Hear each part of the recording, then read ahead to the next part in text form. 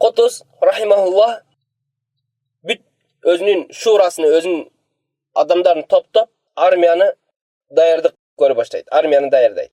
Армияны даярдағанда да ошол жерде bir шейх болады. Бұл шейхті де біраз қыссасын айтып кетсек болады.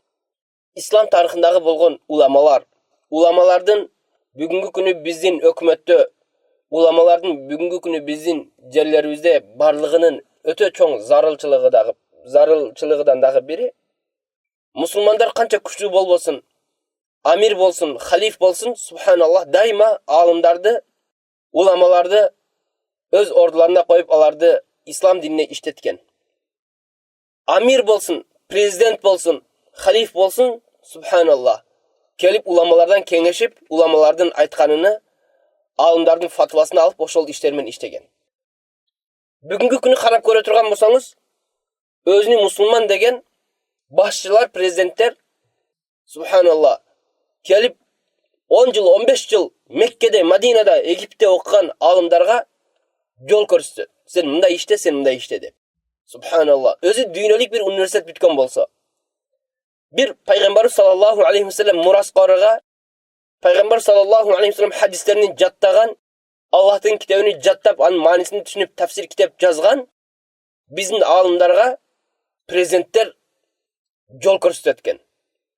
Sen ушундай рамкада иштейсиң, же болсом sen ушундай сүйлөйсүң деп. Тескерисинче ислам тарихында болуп келген нерселерди бүгүн биз тескерисинче көрөбүз. Алымдар, уламалар инсандарды кризистен қандай чыгаруу, же болсом экономиканы қандай көтөрүү, же болсом коррупциямен күрөшүү кандай болуусуну келип алымдардан суроо ордуна ал инсандар өздөрүнчө отуруп алып, биз мындай кылабыз, биз тигиндей кылабыз деп алымдардын сөзүнү укпаганынын да акыбети ушул. Сайфуддин Кутуз Египтин амири президенти. Ошол Египтеги ulamlardan biri, İslam'daki ulamlardan biri El-İz İbn Abdüsselam. Bu insan turalı eğer kim daha kövrek bilgisi gelse, Doktor Musa Muhammed Şerif, bu insan turalı öte sonun bir savakları var. Subhanallah, bu insanda öte bir hikmettu, Allah'tan korkan takva insan bolça. Alemi Sayfuddin Kutuz Amir. Baytulmaldı qarasa, Baytulmalda ақша жетишпейт. Монголдорго каршы урушууга Baytulmaldагы ақша жетпейт. Сайфуддин Кутуз рахимахуллах мол шейхтен, алымдан Ал-Из ибн Абдуссалам ушул алымдан фатва келип сурайт. Ар бир жашоочу ушул жердеги калкка бираз налог төлөгүлө деп фатва чыгарсак кандай болот? Baytulmalda ақша жоқ. Ал бизде капырлар бар. Капырларга каршы чыгып согушубуз керек. Капырлар келип биздин жерлерди алып атат. Bir жерди экинчи жердин аркасынан. Ар бир жерди алып капырлар биздин эшигибиздин алдыга келди деген сөз менен келет. Бүгүн ушул картинканы башка эле инсандарда көрсөк болот.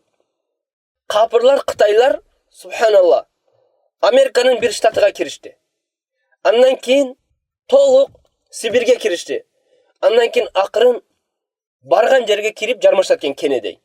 Тажикстанга кирди. Кыргызстанга кирип келип атат. Биз бүгүн налог кимге төлөйбүз?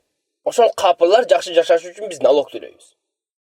Суга акча төлөйбүз, светке акча төлөйбүз. Бунусуга акча төлөйбүз, анысыга акча төлөйбүз, ошол капырлар алып жакшы жашоочу үчүн. Бирок ислам жерлеринде мусулмандардын башында башкача болчу. Сайфуддин Кутуз келип Ал-Из ибн Абдуссаламдан инсандар калк бираздан налог төлөшсө Байтулмалга, капыларга каршы согушсак, экономика көтөрүлбөй атат дегенде, Ал-Из ибн Абдуссалам рахимахуллах бул алым биринчи дейт, ар бир өкмөттөгү иштеген адамдар, ар бир өкмөттөгү иштеген адамдар, эркектер, аялдар бүт үйүндөгү байлыгыны, алтын кенини, алтынын, күмүшүнү, колдагы, моюндагы таккан бүт сепичкалар менен биринчи топтоп алып келгиле дейт, мен көрөйүн. Мына алым. Биздин экономика каяка кетет десе бүгүн, биздин акчалар, Биздин өкмөттүн экономикасы каяка кетип атат десе, ушундай жерде көрүнөт экен да. Өкмөттө иштегендер, эркектер, аялдар үйүндөгү бүт байлыгыны, мойнундагы сепчкасы, минген машинасы, бүт барыны алып келип ортого таштагыла дейт. Ошону эсептеп көрөлү, чыгабы чыкпайбы? Бюджетте канча акча барлыгын билели дейт. Сайфуддин Кутуз рахимахуллах бул да дароо буйрук берип, бүт өкмөттөгү иштеген адамдар, ошол ислам өкмөтүндөгү иштеген адамдардан чыгарып алып келет.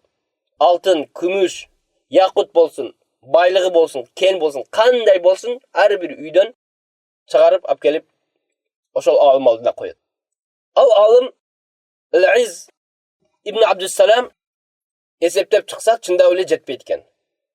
Андан кийин налог чыгарууга фатвасын чыгарат, белгилүү фатвалардан бири.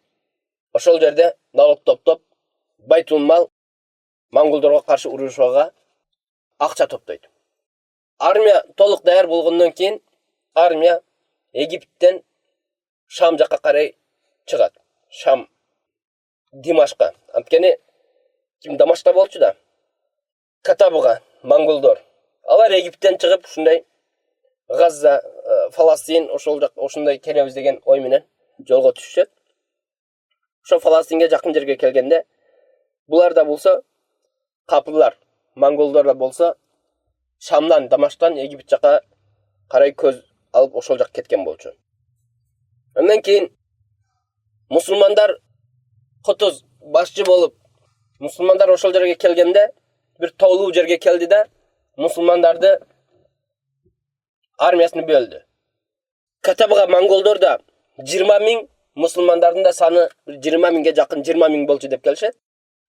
Ошол жерге келгенде Айн-Жалут деген жерге келгенде, Айн-Жалут бул ошол жерде армиянын бир тобуну Кутуз түздөн-түз ошо капыларга каршы жөнөтөт. Калган көпчүлүк топторду ар кандай диверсия кылып тоолорго жашырат. Катабыга монголдор ошол жерге келгенде мусулмандар атаканы баштайт. Монголдор болсо ойлойт, мусулмандар ушунчалык аз экен деп туруп биринчи эле топту көрөт.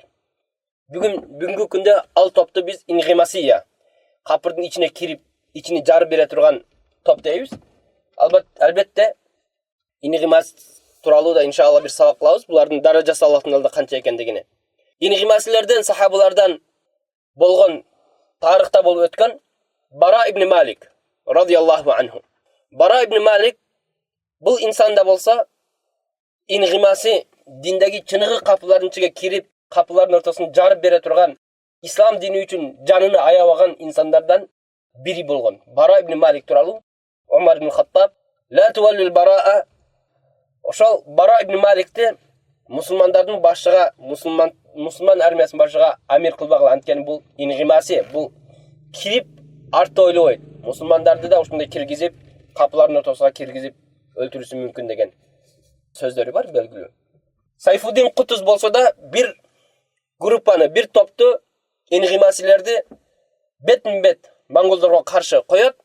Калган группаларды камин деп коёт арабтар. Засада. Тоодун үстүнө чыгарып, тоолордун үстүнө толугу менен жайгаштырат. Ар бир топ өзүнүн белгилүү убакты болгон, белгилүү белгилери болгон, ошол ишара белгилери менен ошол жерден түшүшкөн. Монголдор ошол Айн-Жалутка келишкенде, Айн-Жалут деген жерге келишкенде, биринчи ингимаси топ хужум кылып, атака кылып, алардын алдына барып уруш башталат. Монголдор болсо мусулмандар ушул экен деген ой менен, мусулмандар ушу бир 3-4 миң эле экен деген ой пикир менен, алар да толук күчү менен ошол жерге, ошол эки жак тоо болсо орто бир адыр. Ошол ортого толук кирет.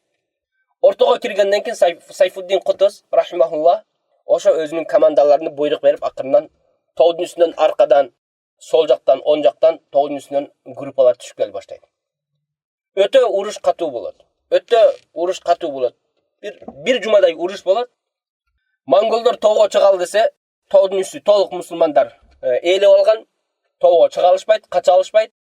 Алдыга бара алса, алдыда да ингимаси группалар бар, ингимаси уруп турат. Артка келсе, арттан да уруп турат, үстүнөн жаалар агып турат. Ушинтип Монголдар өтө катуу бир мусулмандардын колунан мындайды күткөн эмес абалда келишкен.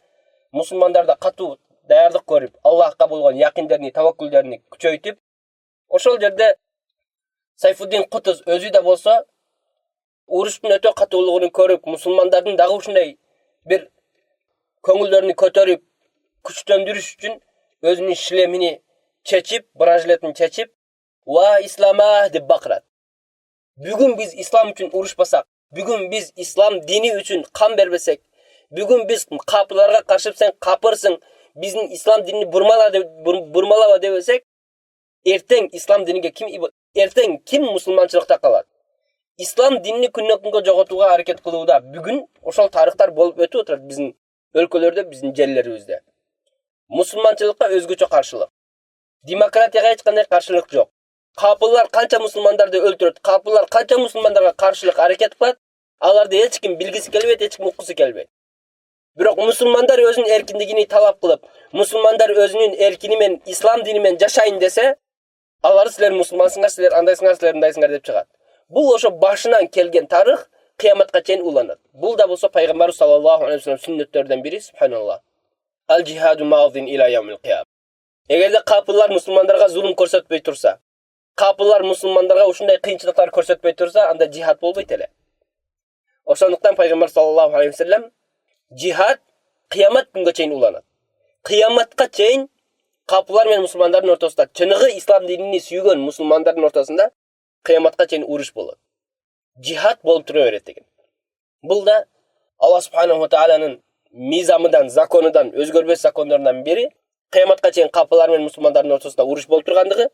Биз айтып өткөн окуя Айн Жалут, мусулмандар менен Сайфуддин Кутуз, мусулмандардын башчысы Катабга, Суриядагы Дамаштагы монголдордун башчысы экөөнүн урушу, бул монголдордун биринчи жеңилиши жана ошондой эле монголдордун империясынын биринчи сынышы. Ошондон кийин акырын сынып монголдорда жоголот. Кийин монголдордун окуясы өтө узун.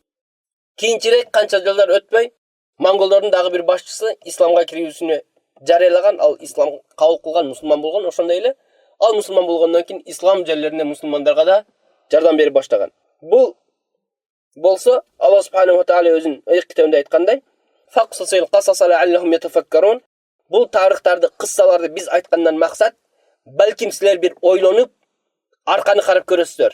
Ислам кандай силерге жеткен?